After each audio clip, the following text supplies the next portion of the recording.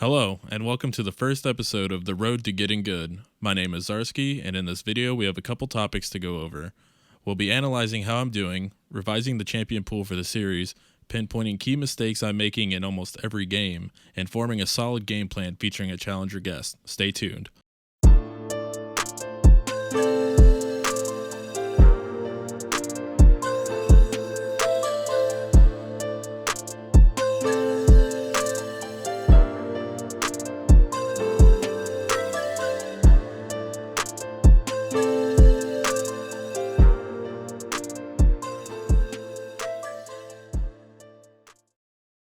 I want to start this off by saying that this past week has most definitely had its ups and downs.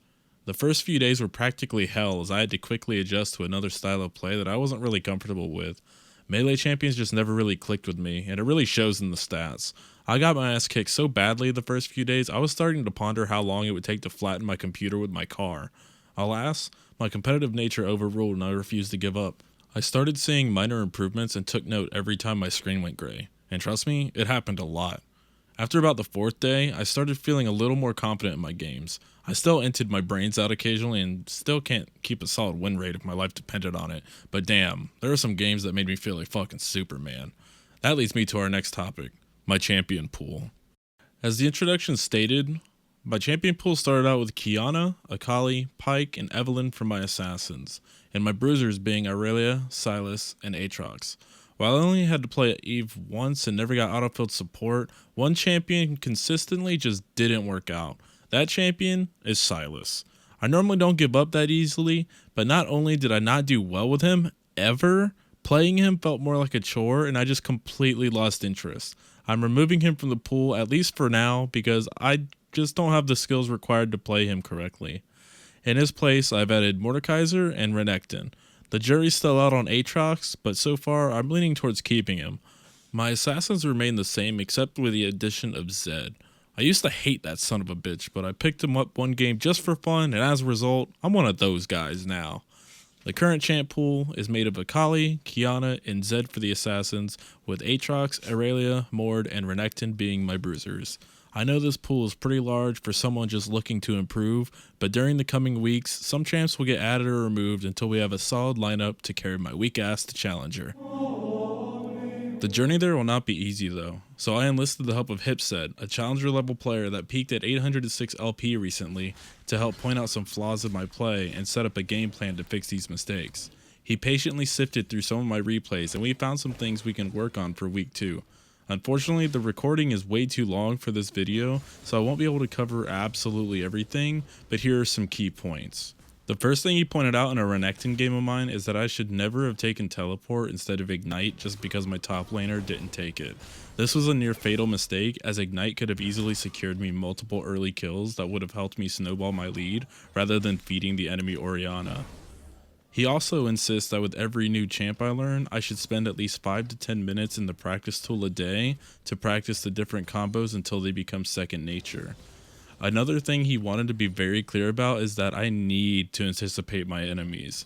I always need to keep in mind what my enemy is capable of and play as if the worst case scenario will happen at any moment. This takes time and knowledge, but with practice, I can get in the mind of my enemy and always be prepared.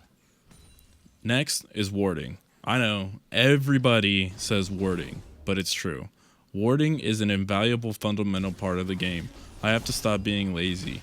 Wards aren't just to let me know where the enemy is, wards also tell me where they aren't by revealing an otherwise sketchy and possibly deadly area. Something I also do is take action without factoring in the jungler. If I want to go in for a short trade or an all-in, I need to think about if it's possible the jungler will intervene. If I just saw the jungler bot, then hell yeah, I'm going to take that free damage on my opponent.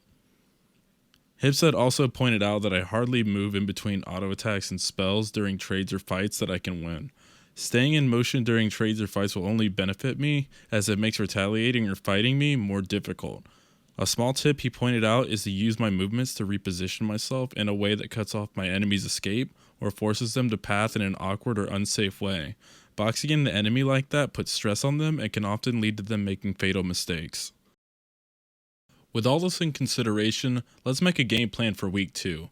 This game plan will contain what I just mentioned, but also some smaller but equally as important fundamentals that can always be improved. A more in-depth video may be required to expand on these concepts, so if you all want it, let me know in the comments or Twitch chat and I'll make it happen. Number 1. Only go for CS if it is safe to do so. It's okay to let some go if it means staying healthy. Number 2. Practice important combos for every champion in the pool. This is important for maximizing damage. Number 3. Work on anticipating the enemy. Like in chess, try to play ahead of the game. Number 4. Always stay moving in between autos and spells. Also, weave auto attacks between spells to maximize damage. Number 5. When fighting, position myself to force the enemy into bad positions. Number 6. Play to punish. For example, did the enemy use their only ability on the wave level 1? Don't let them get away with it. Use your ability on them to chunk them. This is easily the most important and the most complicated concept to explain and could honestly have its own video, but from the coaching session, I know what this means for myself. I wish it was possible to implant everything I've learned from Hipset into one small video, but the fundamentals are not black and white. There are many exceptions for every situation, and there is no bread or butter to anything. What I am in the process of learning, however, is how to identify the correct answer to problems you run into every game. I understand that this will take time and hard work if I really want to get good. Until then, stop by on Twitch to see the plan in action and see the results next week on episode 2. Bye bye.